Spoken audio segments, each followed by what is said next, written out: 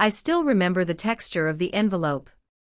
It was heavy, cream-colored cardstock, embossed with gold leaf that probably cost more per square inch than my weekly grocery budget. It looked elegant, prestigious, the kind of invitation you put on your fridge with a magnet, a little badge of honor that says you're included in something important. But when I opened it, my stomach dropped. It wasn't just an invitation. It was a summons. And inside, there wasn't a standard RSVP card asking if I wanted the chicken or the fish. There was a laminated checklist. Maid of honor duties, associate level, it read at the top. My sister, Isabella, didn't just want me at her wedding. She wanted me to work it.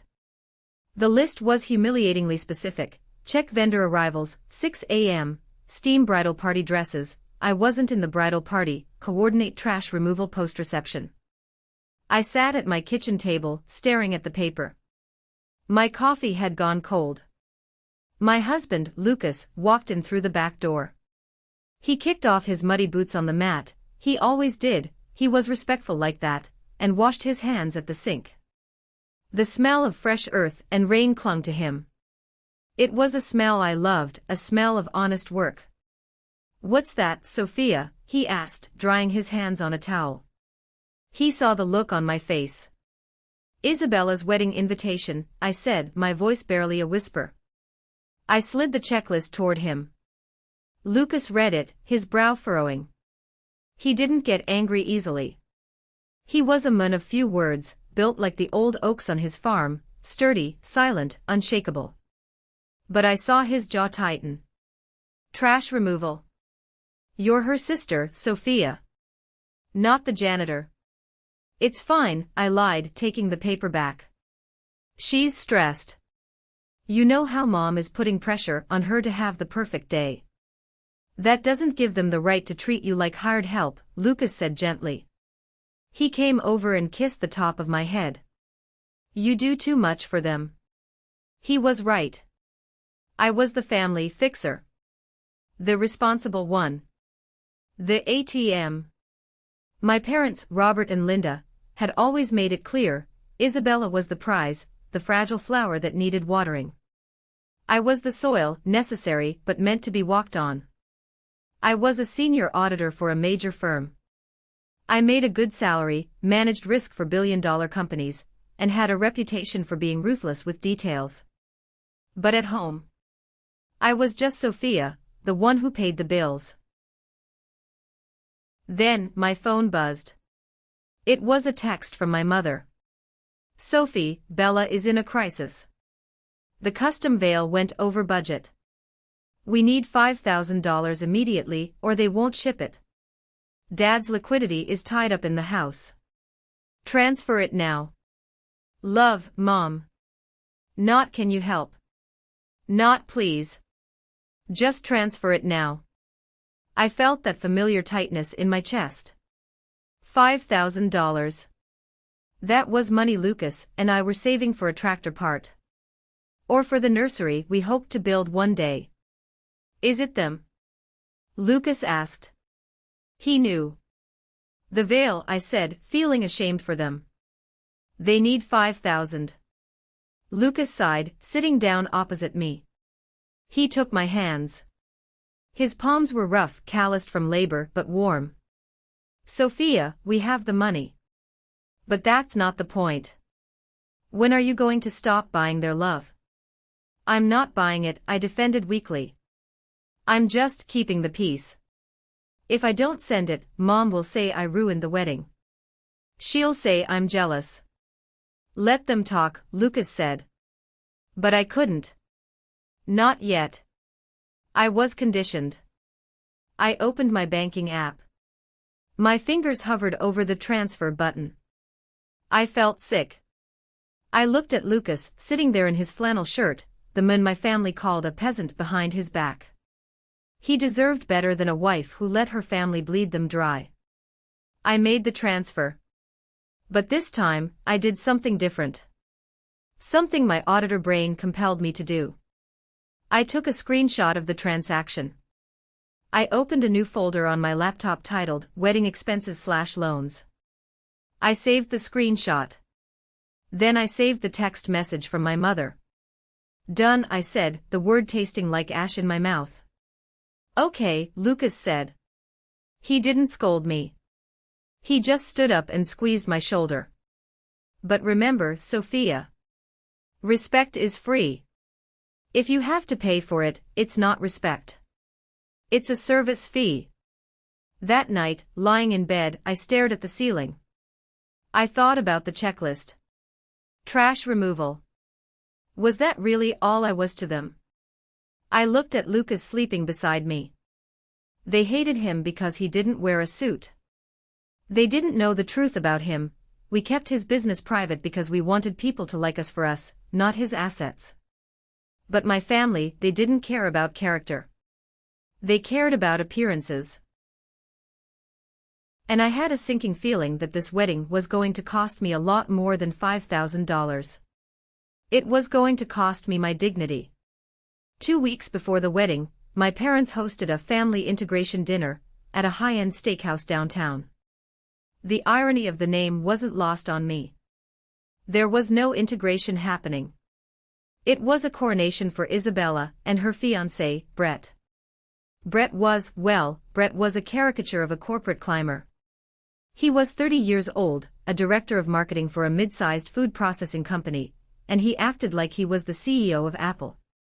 He wore suits that were too shiny, watches that were too big, and a cologne that announced his arrival 5 minutes before he walked in the room.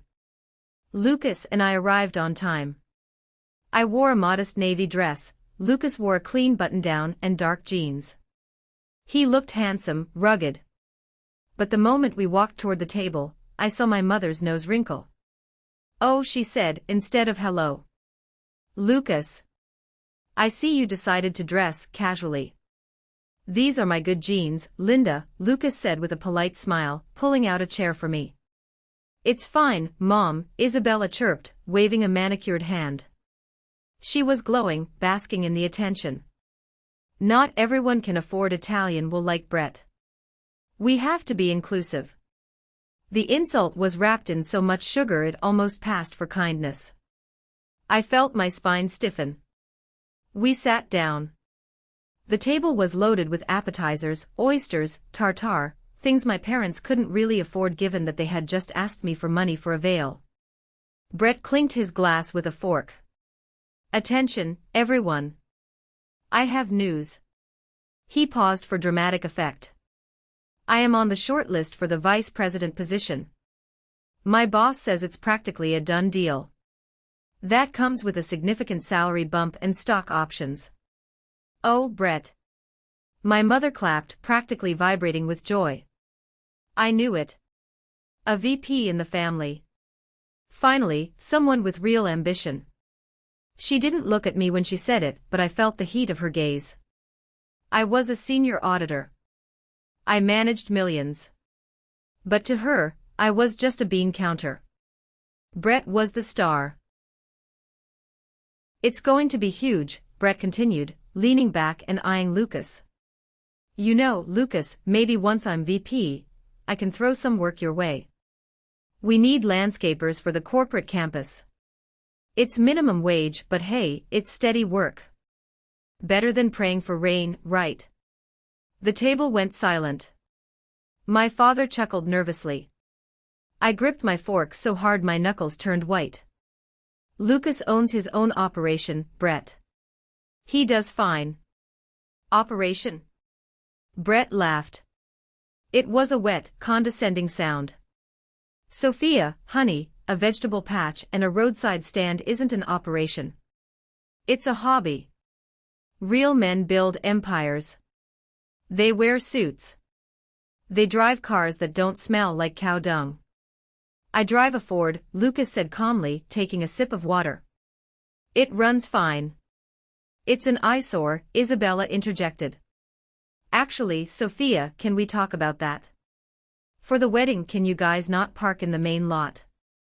The valet area is for luxury vehicles.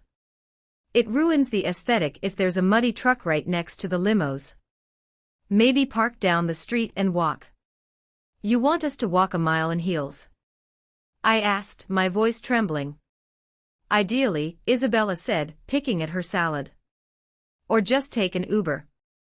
I mean, can you even afford the valet tip? My mother laughed. Oh, stop teasing your sister, Bella. Although she is right, Sophia. Appearance is everything. We have important guests coming. The CEO of Brett's company might even show up. We can't look low rent. Low rent. I had just transferred $5,000 to cover her veil. I paid their mortgage 2 years ago when Dad got laid off.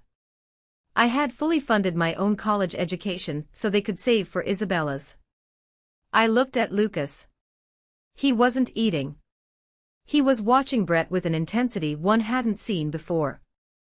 It wasn't anger exactly. It was assessment. Like he was looking at a crop that had gone rotten and needed to be plowed under. So Brett, Lucas said, his voice deep and steady. This VP promotion. It depends on the merger going through, doesn't it? Your company is being acquired. Brett blinked, surprised. How do you know about that? That's insider info. It's in the papers, Lucas shrugged. Who's the acquiring firm? Verdant Horizon Group, Brett puffed out his chest. Massive agricultural conglomerate. They know talent when they see it. They're going to clean house, get rid of the dead weight, and promote the stars. Like me. Lucas smiled. It was a small, terrifying smile. Verdant Horizon. Interesting. I hear their chairman is a stickler for character. Please, Brett scoffed. Business is about numbers, not feelings. Something a farmer wouldn't understand. The bill came. The waiter placed it in the center of the table. Usually, my father would make a show of patting his pockets, and I would quietly slide my card over. But tonight, the leather folder sat there. Silence stretched. Well, Brett said loudly. I'd pick this up, but all my cash is tied up in the wedding investments right now. Big returns coming soon, though. My father looked at me. My mother looked at me. Sophia, my dad said. I left my wallet in the car. I looked at Lucas. He gave me a barely perceptible nod. Don't do it, his eyes said. But I was weak. I was still caught in the trap of wanting their approval. I reached for my purse. I got it. Thanks, sweetie, Mom said, already standing up. Keep the receipt, maybe you can write it off as charity. They laughed. They actually laughed as they walked out the door, leaving me and Lucas alone at the table with a $600 bill. That's the last time, I whispered to the empty room. I hope so, Lucas said, looking at the door where Brett had just exited. Because Brett is right about one thing. Verdant Horizon is going to clean house. The final fitting for the bridal party was scheduled for a Tuesday afternoon. I had to use half a vacation day to be there, not that anyone appreciated it. I wasn't a bridesmaid, Isabella had chosen her sorority sisters for that, but I was required to be there to assist. Essentially, I was the pack mule for purses, water bottles, and garment bags. The boutique was all white marble and mirrors, smelling of lavender and pretension. Isabella stood on the pedestal, looking undeniably beautiful in her $12,000 gown. The veil, the one I paid for, trailed behind her like a cloud. It needs more sparkle, Isabella complained, turning side to side. Mom, tell them. I look too plain. You look like a goddess, baby, Mom cooed. She turned to me. Sophia, go get the champagne. The girls are thirsty. I wasn't asked to try on anything. I was wearing my work clothes, a crisp white silk blouse and tailored gray trousers. I walked over to the refreshments table, poured 5 flutes of champagne, and carefully carried them over on a tray. Here, I said, offering a glass to Isabella. She reached for it, her eyes glued to her reflection. Then, it happened. Maybe she slipped. Maybe she just didn't care. But as her fingers brushed the stem, She jerked her hand back to adjust a strap. The glass tipped. Red wine, why was it red wine? I distinctly remembered pouring champagne. I looked at the bottle on the tray. It was champagne. But the glass that hit me. I gasped as the cold, dark liquid splashed across my chest. It wasn't from the tray. It was from Brett, who had just walked in with a bottle of Cabernet to surprise the ladies. He had bumped into me from behind. Whoops! Brett shouted, sounding anything but sorry. Watch out, clumsy. My white silk blouse was soaked blood red. The stain spread instantly, clinging to my skin, ruining the expensive fabric. Oh my God! Isabella shrieked. My veil. Did it get on my veil? She didn't look at me. She pulled her train away, inspecting the tool frantically. It's fine, Bella, it missed you, Mom said, rushing to Isabella's side. Then she turned to me, her face twisted in annoyance. Sophia. Look what you did. You almost ruined a $12,000 dress. I stood there, liquid dripping down my stomach, shivering. Me? Brett walked into me. He brought red wine into a bridal shop. Don't blame Brett, Mom snapped. You shouldn't have been standing in the way. You're always so clumsy, Sophia. Just, ugh. You're making a scene. Go to the bathroom and clean up. You're distracting everyone. Distracting. I choked out. I'm soaked. Well, it's not like you're the bride, Isabella said, rolling her eyes. Nobody is looking at you anyway. Just go. And take the trash out on your way back, the bin is overflowing. That was the moment. It wasn't a loud explosion. It wasn't a scream. It was a physical sensation, like a rubber band inside my brain had been stretched for 30 years and finally, violently, snapped. Snap. The sound was followed by a high-pitched ringing in my ears. The room seemed to cool down by 10 degrees. I looked at my mother, fussing over a non-existent spot on Isabella's dress. I looked at Brett, snickering with the bridesmaids. I looked at my sister, who saw me not as a human being, but as a stain on her perfect scenery.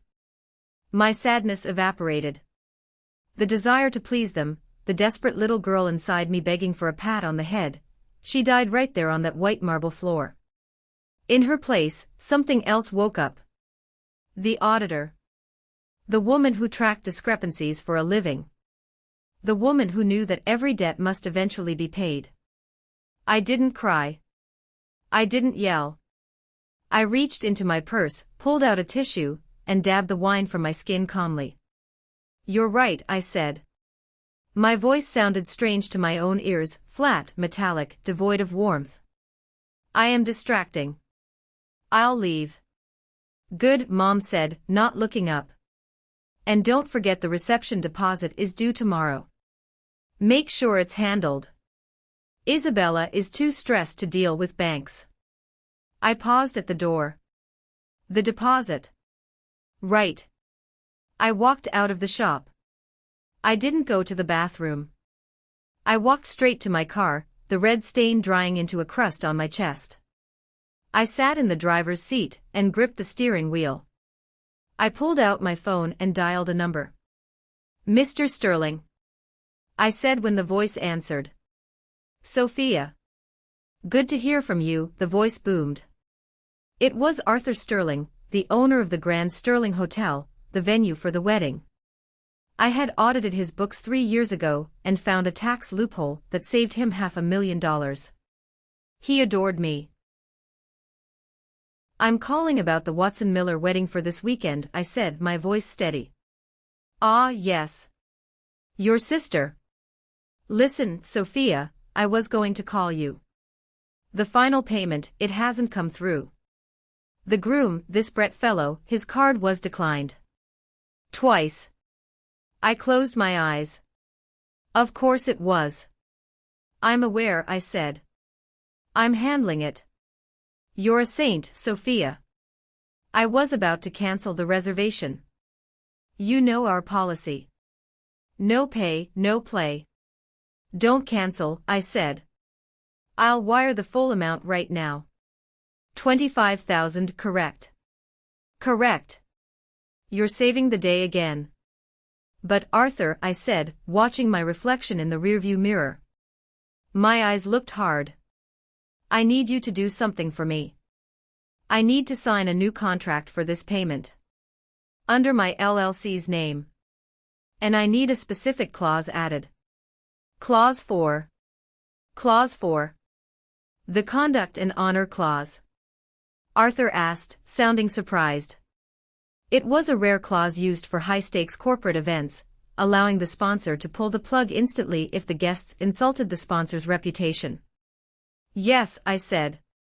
If I am the sponsor, I want the right to revoke the venue usage immediately if the behavior of the beneficiaries violates my standards. Arthur was silent for a moment. He was a smart man. He knew family drama when he smelled it. Sophia, are you expecting trouble? I'm just managing risk, Arthur, I said. Send me the DocuSign. I hung up. I transferred $25,000, my entire emergency fund, to the hotel. I wasn't paying for their wedding anymore. I was buying the kill switch. The next 48 hours were a blur of cold calculation. I didn't tell Lucas about the $25,000 yet. He would have stopped me, told me they weren't worth it. But he didn't understand.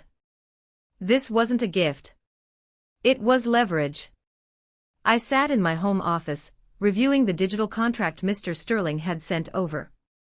It was ironclad.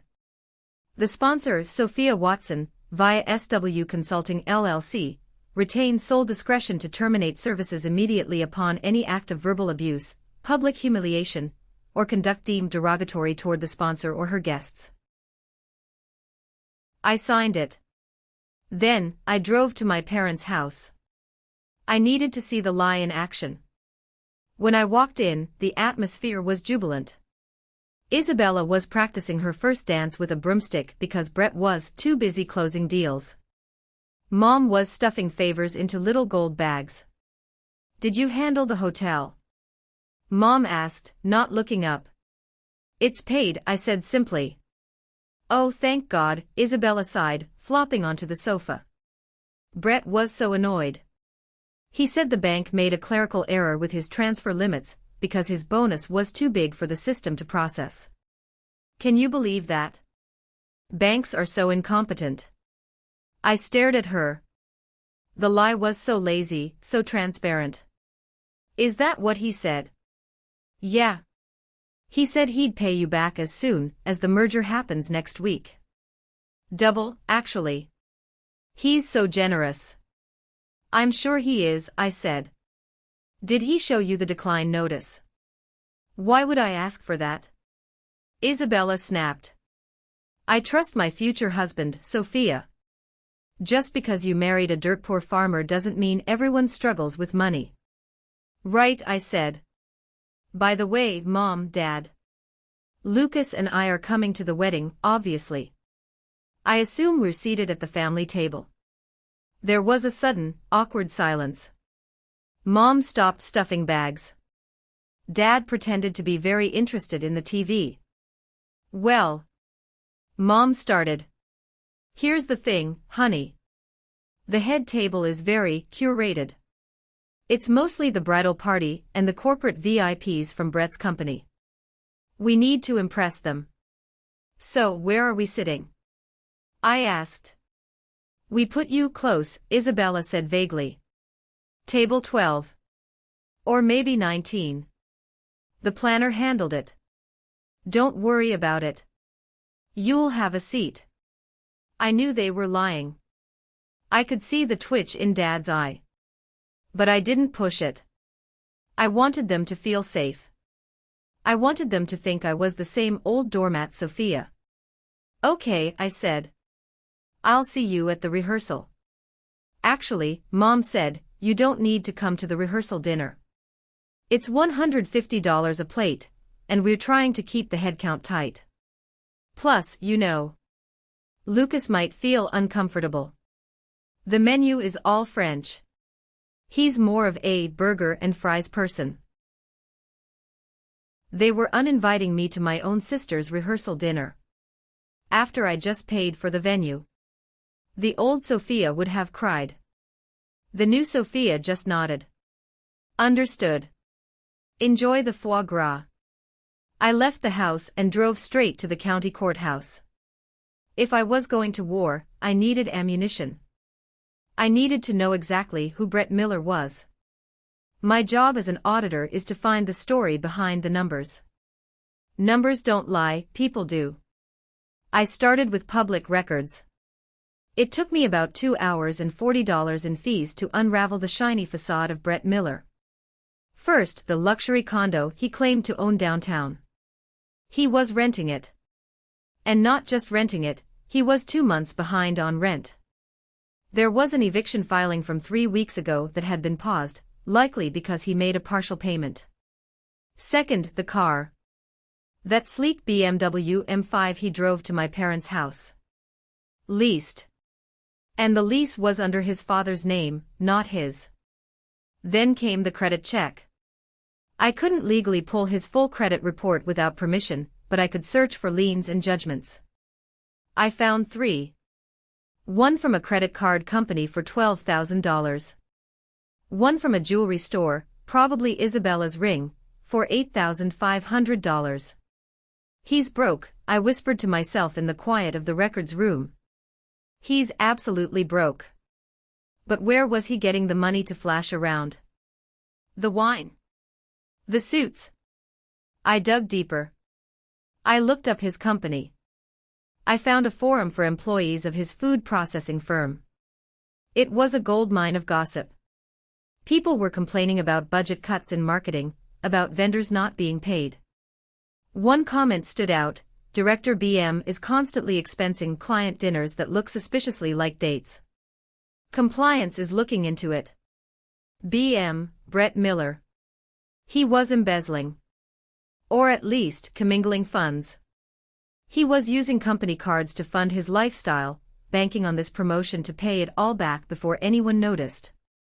It was a classic Ponzi scheme of a life. I went home and laid the printed documents on the dining table.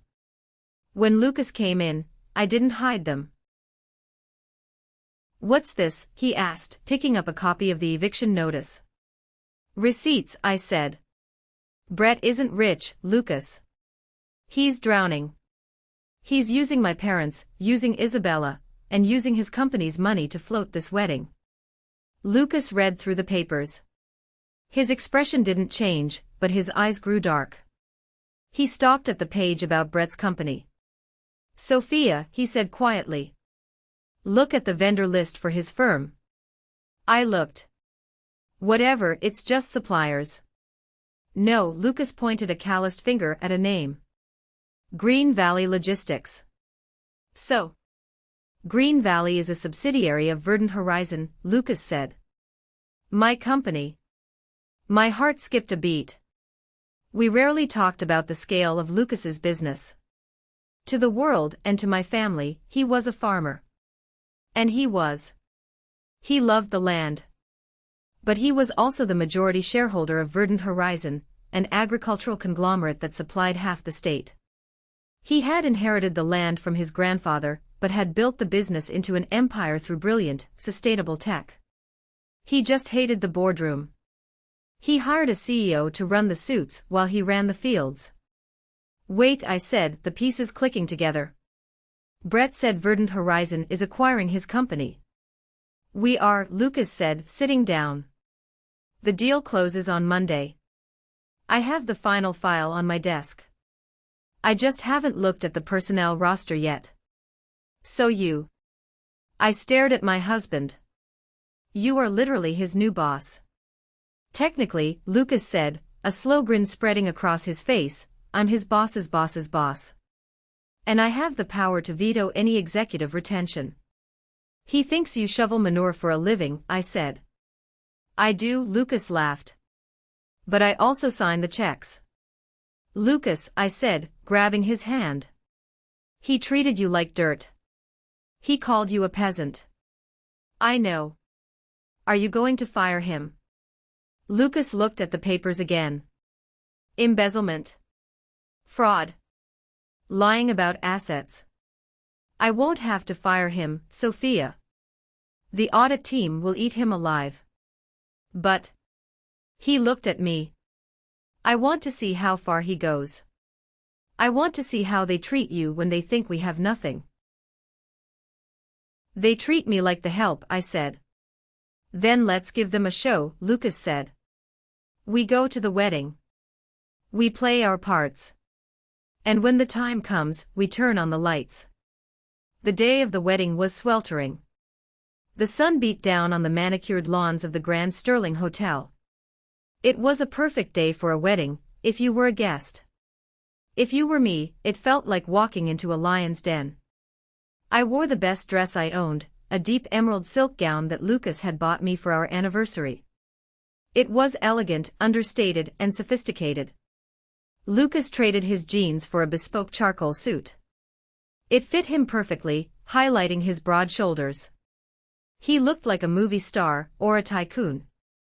But I knew my family wouldn't see the cut of the suit, they would only see the man they decided to hate. We drove our Ford truck. We didn't have a luxury car to rent, and frankly, we didn't want to. We parked it in the back lot as instructed, miles away from the entrance.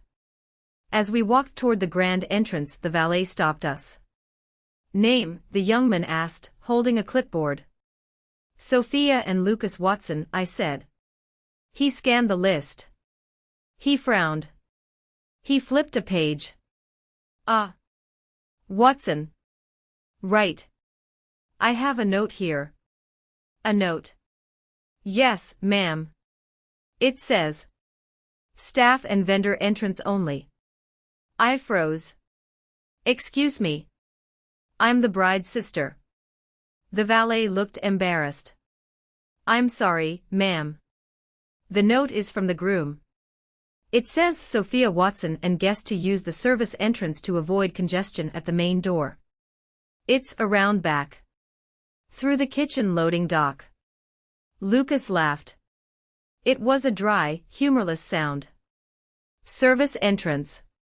Okay. Lucas, we are not going through the kitchen, I hissed. Yes, we are, Lucas said, taking my arm. We follow their rules. Every single one. We document it. He pulled out his phone and took a picture of the valet stand and the guest list with the note. We walked around the building. The smell of garbage and exhaust fumes greeted us at the loading dock. We had to squeeze past catering vans and waiters smoking cigarettes. My emerald dress brushed against a dirty crate of lettuce. When we finally emerged into the lobby from the service door, we were right next to the restrooms. Guests were mingling, drinking champagne, looking pristine. My mother was standing near the fountain, holding a glass of bubbly. She saw us emerge from the service hallway. She didn't look horrified. She looked relieved.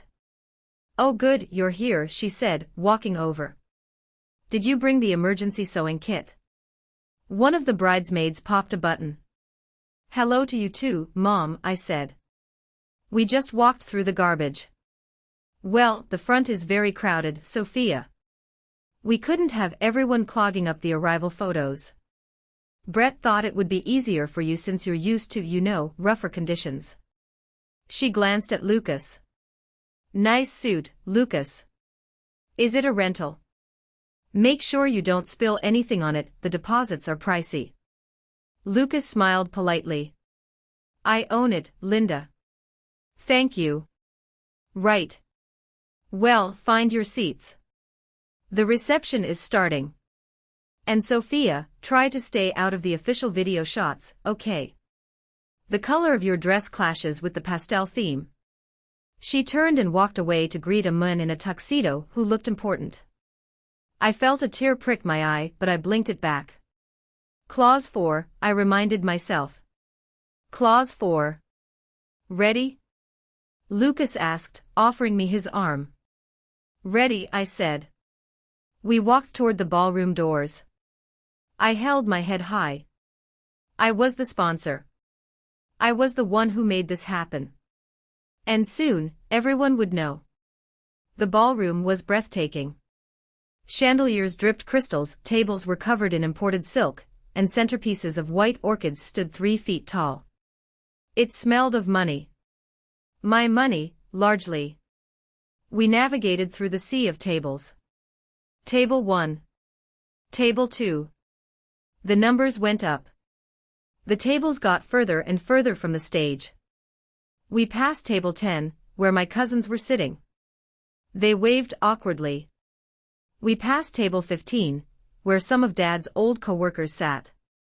We reached the back wall. Table 19. There was no table 19. I looked around, confused. We were near the swinging doors to the kitchen. The noise of dishes clattering was loud here. Looking for your seat.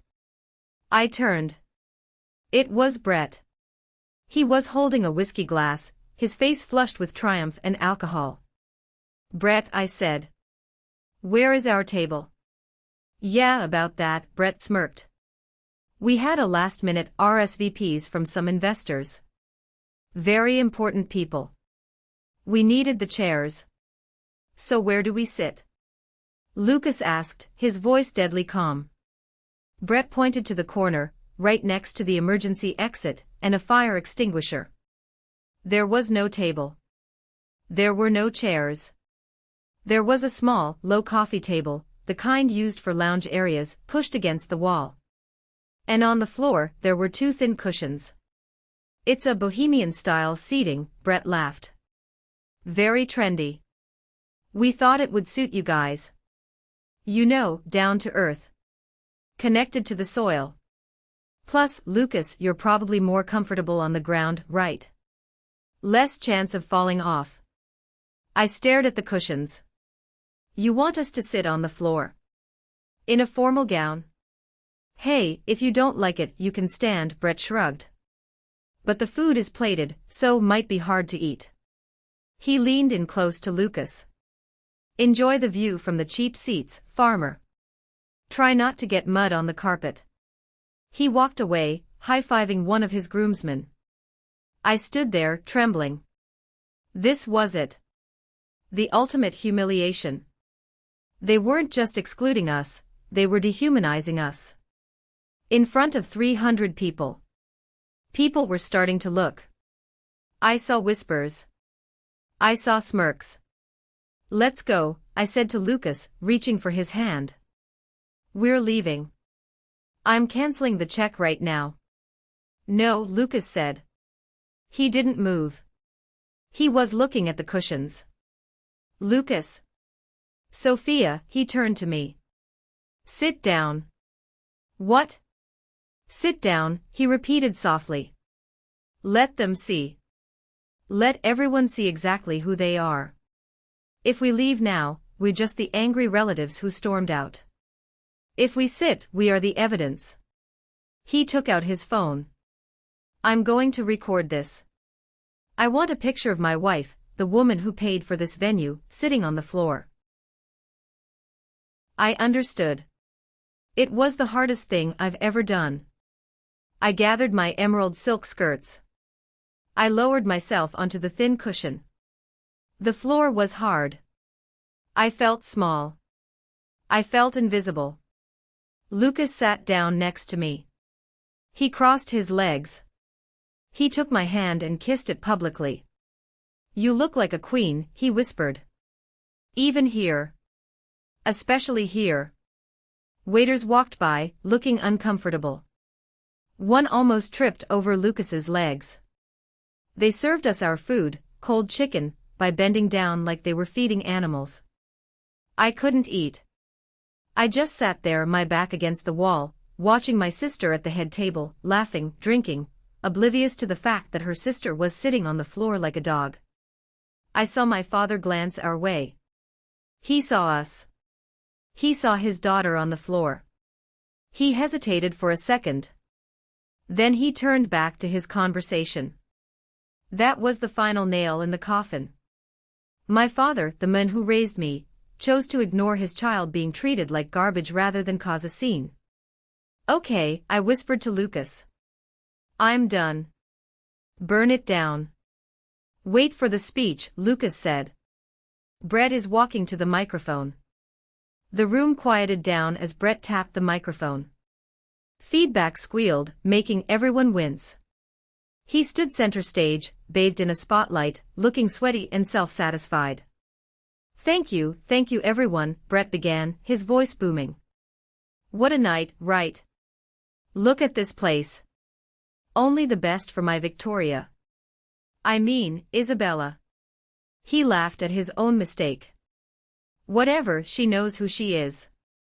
The crowd chuckled politely. "I want to thank Linda and Robert," Brett gestured to my parents, "for raising such a beautiful daughter. And for knowing when to step aside and let the real earners handle things." A few uncomfortable shifts in the room. "That was rude. You know," Brett continued, swaying slightly. "Success isn't given. It's taken. I've worked hard to get where I am. I'm about to become a VP.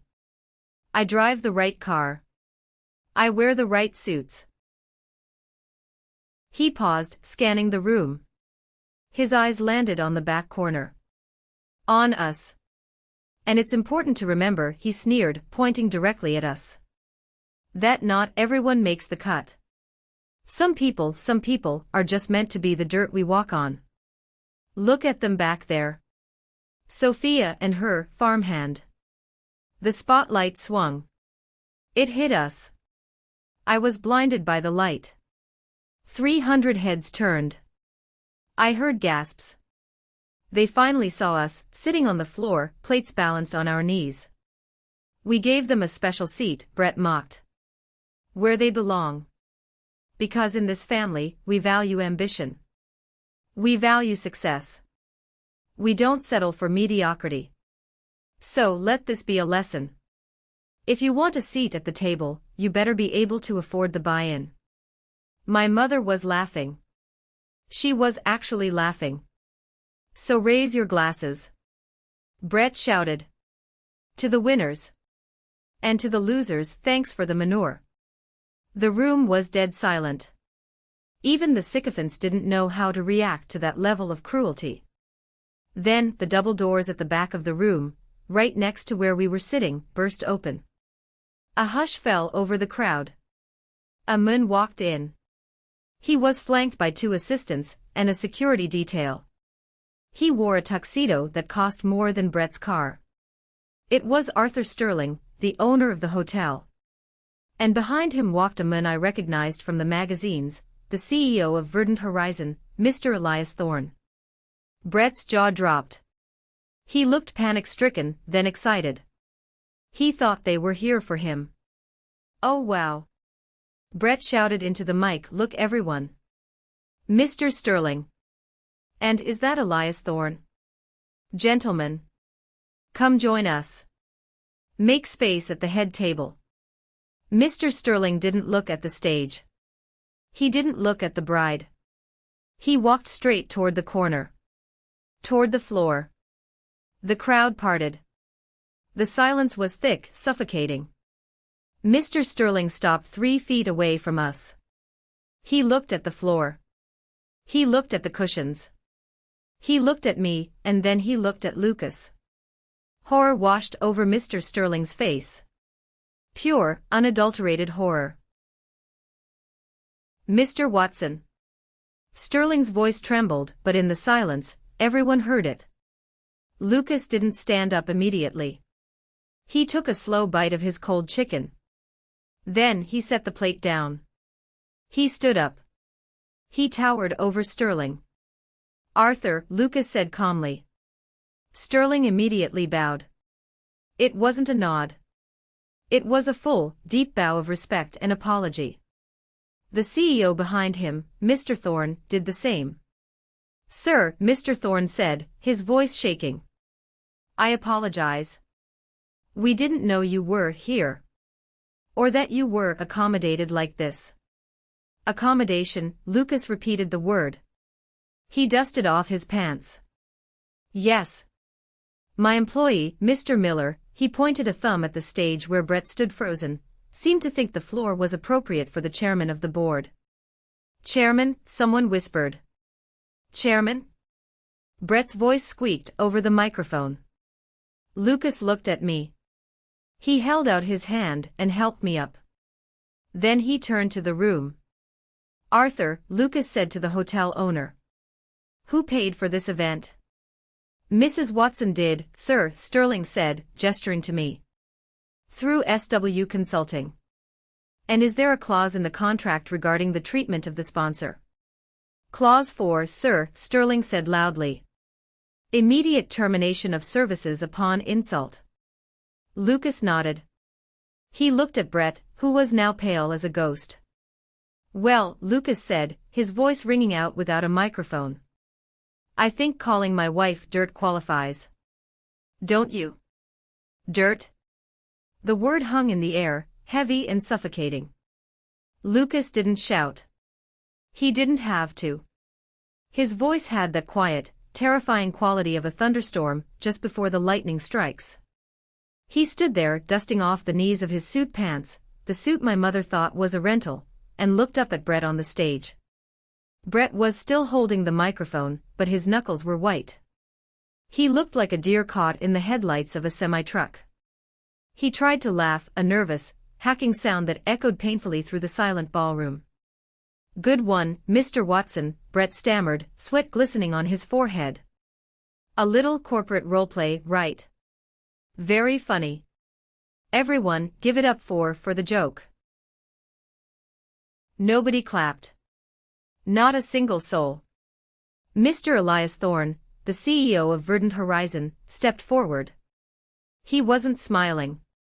He looked at Brett with the kind of disappointment a parent reserves for a child who just burned down the house.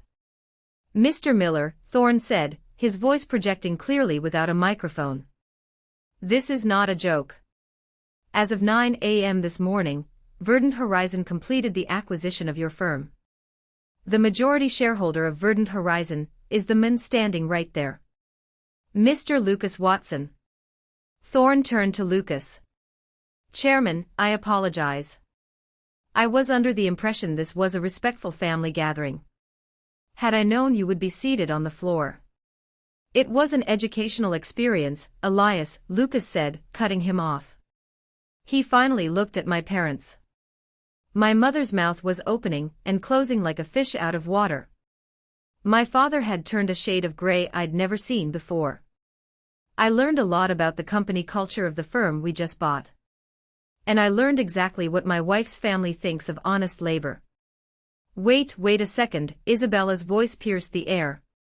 She stood up from the head table, her perfect dress rustling. She looked at me, then at Lucas, then at the terrified face of her husband. This is ridiculous. Sophia's husband is a farmer. He grows corn.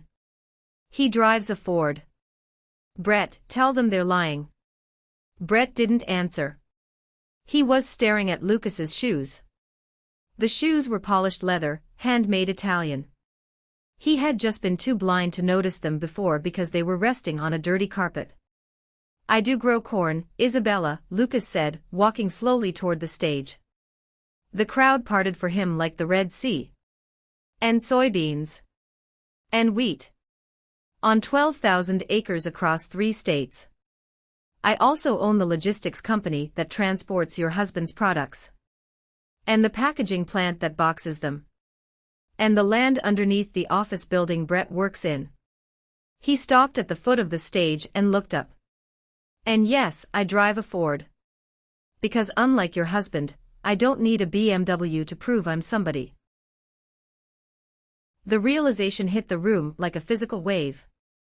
I saw the whispers starting, furious, excited whispers. The guests realized they had just witnessed a social execution. Lucas. My mother's voice trembled. She rushed over, pushing past a waiter. She grabbed Lucas's arm, her face twisted into a desperate, fake smile. Lucas, honey. Oh my God, why didn't you tell us? We were just joking. You know our family humor. We were just teasing you because we love you. Get them a table. Someone get them a table right now. The head table. She gestured wildly at the staff. Move the bridesmaids. Make room for my son-in-law. Lucas gently but firmly removed her hand from his arm. He looked at her with pure indifference. Don't touch me, Linda, he said. But we're family, she cried, looking around for support. Sophia, tell him. We're family. I stood up then. My legs were stiff from sitting on the floor. I smoothed down my emerald dress. I walked over to stand beside my husband. Family? I asked. Family doesn't make you sit by the bathroom. Family doesn't call you dirt in front of 300 people. It was a misunderstanding, my father chimed in, joining the desperate huddle. Sophia, please. Don't ruin your sister's day.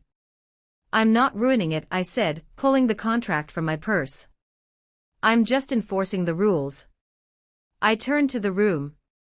My heart was pounding, not with fear but with adrenaline. This was it.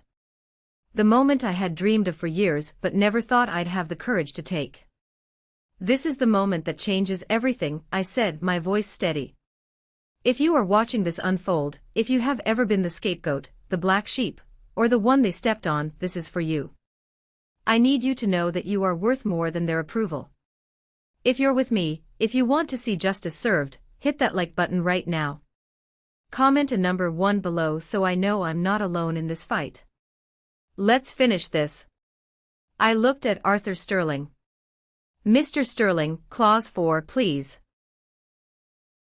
Mr. Sterling nodded. He pulled out a walkie-talkie from his jacket pocket. Execute Protocol 4, he said into the device. Shut it down. Instantly, the house lights slammed on, the ugly, bright fluorescent cleaning lights that reveal every stain on the carpet and every flaw in the makeup. The romantic mood lighting vanished. The music cut out with a sharp screech. At the same moment, the double doors to the kitchen swung open. But instead of waiters bringing out the filet mignon, a team of staff marched in and began clearing the tables. They took the wine bottles. They took the bread baskets. They took the centerpieces. What is happening? Isabella screamed, running to the edge of the stage. Stop. That's my wine. Stop it.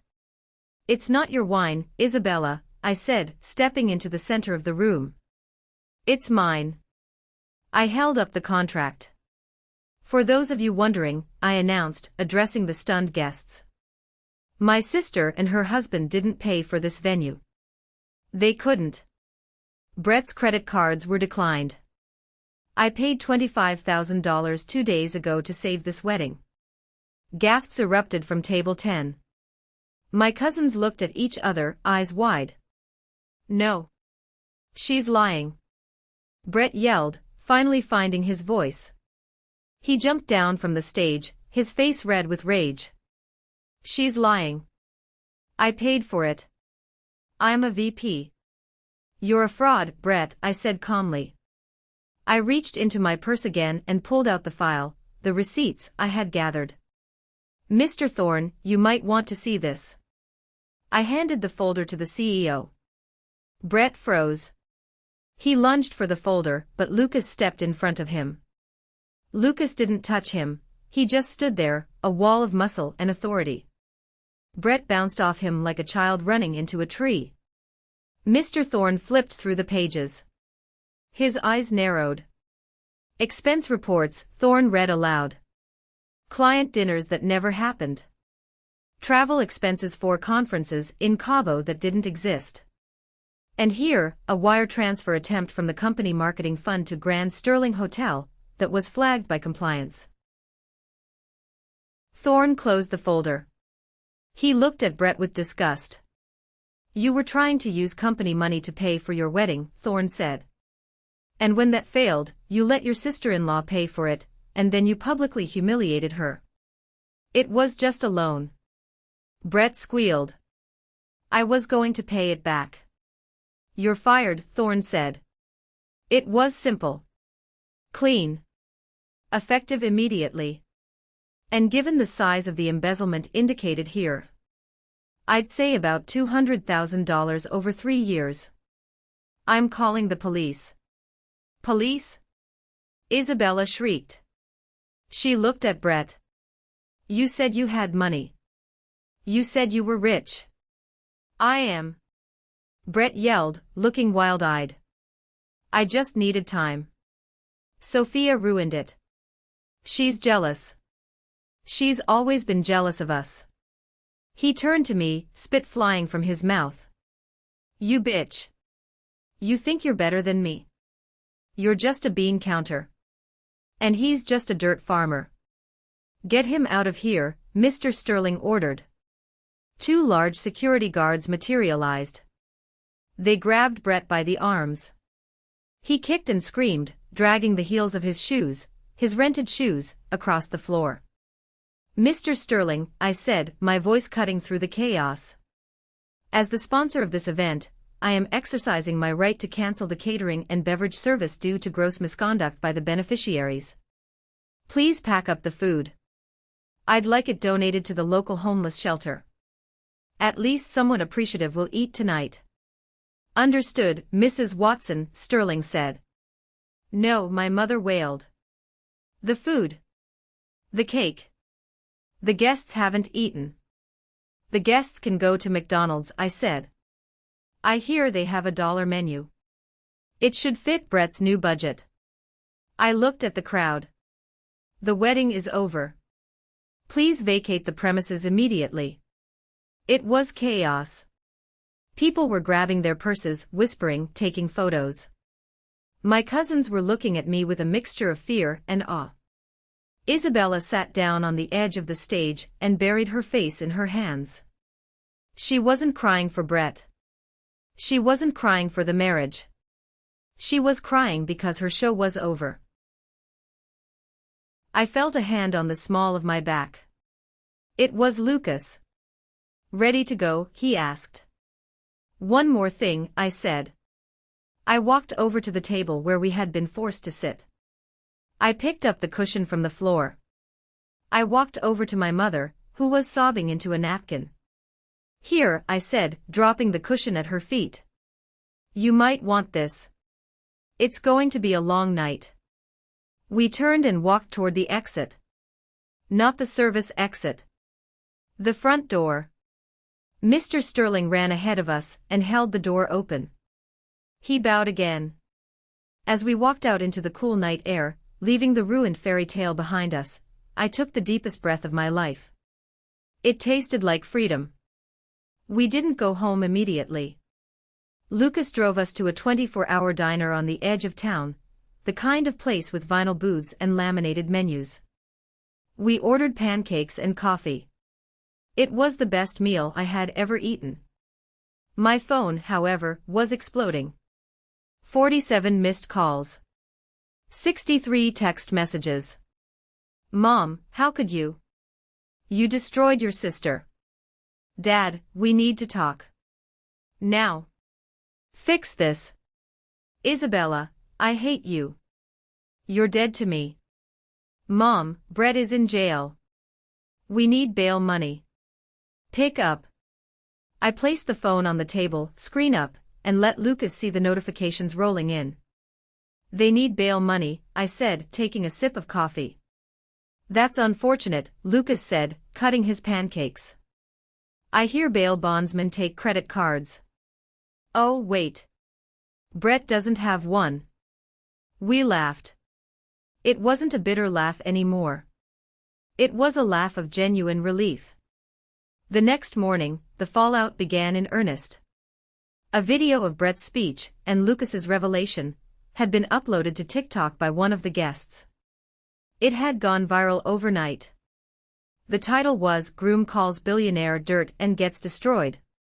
It had 3 million views. The comments were overwhelmingly on our side. User 123, the way the CEO bowed to him. Chills. Farmgirl 88, never mess with farmers. We feed you. Justice served, That sister sitting on the floor broke my heart. Glad she shut it down. But the reality of the situation was less entertaining. My parents showed up at our house at noon. They banged on the door until Lucas answered. They looked terrible. Mom's makeup was smeared and Dad looked 10 years older. Sophia, Mom pushed past Lucas, marching into our living room. We need to settle this. This has gone too far. I agree, I said, standing in the kitchen doorway. It went too far when you let me sit on the floor. We were scared. Mom argued. He was intense. We didn't want to make a scene. So you sacrificed me, I said. Again. Look, that doesn't matter now, Dad said, waving his hand. Brett is being charged with grand larceny and fraud. They're saying he might do 5 years. Isabella is hysterical. She has nowhere to go.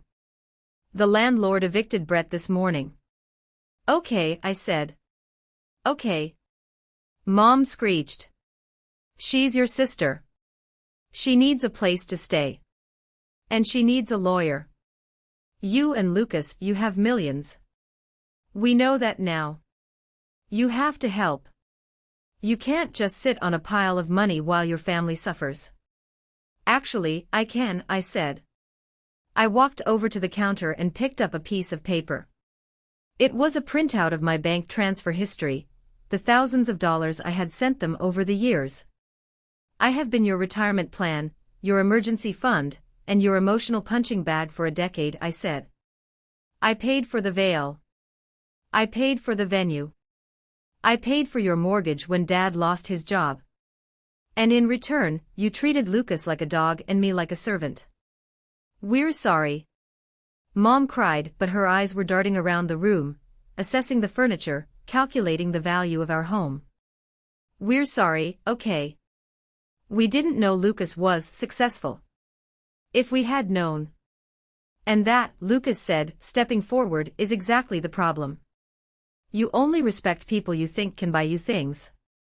Get out, I said. What? Dad blinked. Get out of my house. And don't ask me for money again. Not for a lawyer. Not for rent. Not for groceries. The ATM is closed. Permanently. You can't do this. Isabella's voice came from the driveway. She had been waiting in the car. She ran in, looking disheveled, still wearing yesterday's makeup. I'm the victim here. Brett lied to me too. You knew, I said quietly. Isabella froze. I saw your texts to Mom, I lied. I didn't have the texts, but I knew my sister. You knew he was broke. You just wanted the wedding. You wanted the show. You didn't care who paid for it as long as you looked like a princess. Isabella's face crumbled. She didn't deny it. I can't marry someone with nothing, she sobbed. And now I have nothing. You have to help me, Sophia. It's not fair. You have everything. I built everything, I corrected her. With Lucas. We built it while you were laughing at us. Lucas opened the front door wide. Leave, he said. Before I call the sheriff. And since I'm the largest donor to the sheriff's department, I think he'll take my call. They left. They screamed, they cried, they threatened to sue, but they left. I watched their car disappear down the long dirt road. I felt a strange sensation in my chest. I expected guilt. I waited for it. But it didn't come. Instead, I looked at the folder on my counter, the receipts.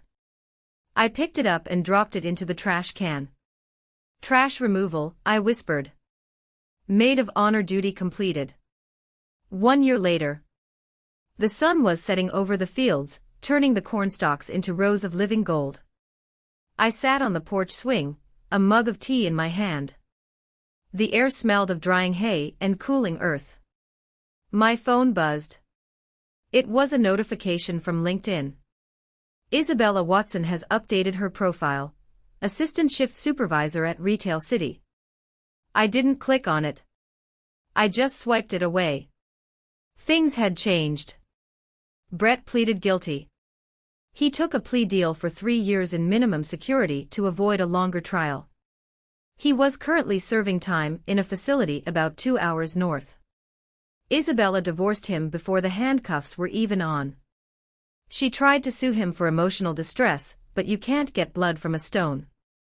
She moved back in with our parents. Without my financial support, they had to downsize. They sold the big house with the pool and moved into a 2-bedroom apartment near the highway. They still called me occasionally. Usually on birthdays or holidays. I didn't block them, but I didn't answer often. When I did, the conversations were short. They were polite, terrified, and distant. They knew now. They knew that Sophia wasn't the doormat anymore. She was the gatekeeper. As for me, I quit my job at the audit firm. I didn't need the stress. Now, I manage the charitable foundation for Verdant Horizon. We funded scholarships for kids from farming families, kids who were told they weren't good enough because they had dirt under their fingernails. The porch screen door creaked open. Lucas walked out. He was holding 2 things, a bowl of fresh strawberries from our garden, and a small, sleeping bundle wrapped in a soft yellow blanket. He's finally asleep, Lucas whispered, sitting down next to me. I looked down at our son, Leo. He was 3 months old. He had Lucas's dark eyes and my nose. Did you check the mail? Lucas asked, popping a strawberry into his mouth. Yeah, I said. Another letter from Dad. He says he's proud of my success. Lucas snorted softly. Funny how pride works when the rent is due. I'm not going to send it, I said. Good. I leaned my head on Lucas's shoulder. We watched the fireflies start to blink in the tall grass. I thought about that night at the wedding. The humiliation. The floor. It felt like a lifetime ago. But I kept the emerald dress. It hung in the back of my closet, wrapped in plastic. A reminder. Not a reminder of pain, but a reminder of the moment I stood up. I looked directly into the camera lens of my life, visualizing all of you watching this right now. You know, I said softly. People tell you that family is everything. That blood is thicker than water. But sometimes, blood is just a biological accident. Family, real family, are the people who will sit on the floor with you when the world tries to make you feel small. And they are the ones who will help you stand up when it's time to fight back. I touched Leo's tiny hand. My son will never know what it feels like to be a second-class citizen in his own home. He will grow up knowing that the value of a man isn't in his suit, but in his hands and his heart. He will know that his father is a farmer and a king. Lucas kissed my forehead. And his mother is the woman who brought down the house. We did it together, I smiled. The sun dipped below the horizon, leaving us in the twilight. We were safe. We were respected. And most importantly, we were free. Thank you for listening to my story. It wasn't easy to relive, but I'm glad I shared it with you. If you believe that karma always finds a way, and that true worth comes from within, type the letter A in the comments right now. I want to see a stream of A's from all the strong, incredible people who made it to the end. And if you have a story about a toxic family member you cut off, share it below. I read every single one. Don't forget to subscribe for more stories of justice. You are worthy. You are strong. Don't ever let them make you sit on the floor.